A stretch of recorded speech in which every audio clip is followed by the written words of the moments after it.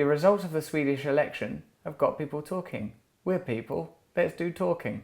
The Sweden Democrats, he insisted, are the fresh force in politics. It's interesting, isn't it? Because I suppose Sweden took in would you say it's a large number of immigrants in the last year?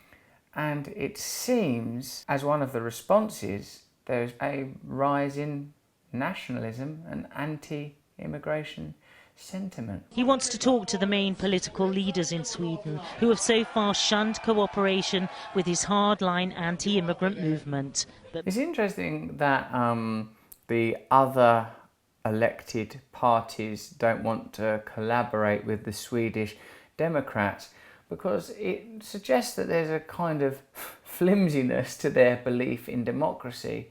What is democracy if you don't concede to people you disagree with, particularly after democratic process? I don't know whether Brexit or no Brexit is a good thing, but democratically, that's what happened. My general feeling is, can we organise our systems so that the maximum number of people feel that they are safe and loved and are fulfilling their potential as human beings and feel connected to purpose?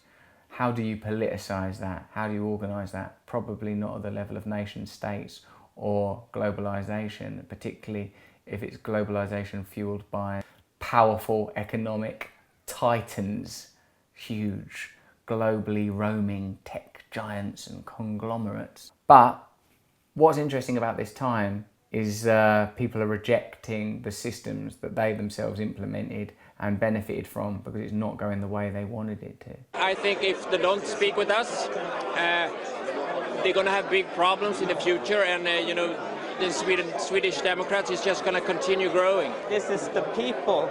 We're the party of the people. I suppose you can't tell people for hundreds and hundreds of years, you are Britain, you are America, you are Sweden, and then alter the recipe of what that identity is without there being some kind of reflux, rejection, contradiction or opposition.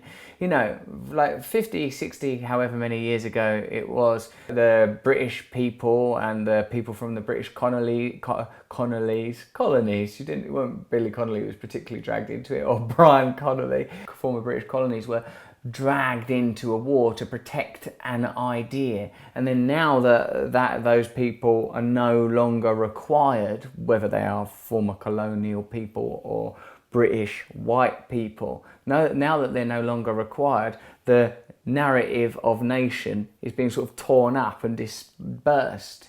It's understandable that people would have anti-immigration sentiment because the news is full of anti-immigration stories. They are continually blamed for complex economic situations they can't possibly have contributed to, and why would you leave and flee your country, and what are the reasons that they left and fled their country, and what is the role of the West in people leaving and fleeing their countries. But for the people whose communities are receiving new people, the agitation is a likely result of that when these people have been primed and groomed to believe in the nation state. So you can't have nations without nationalism.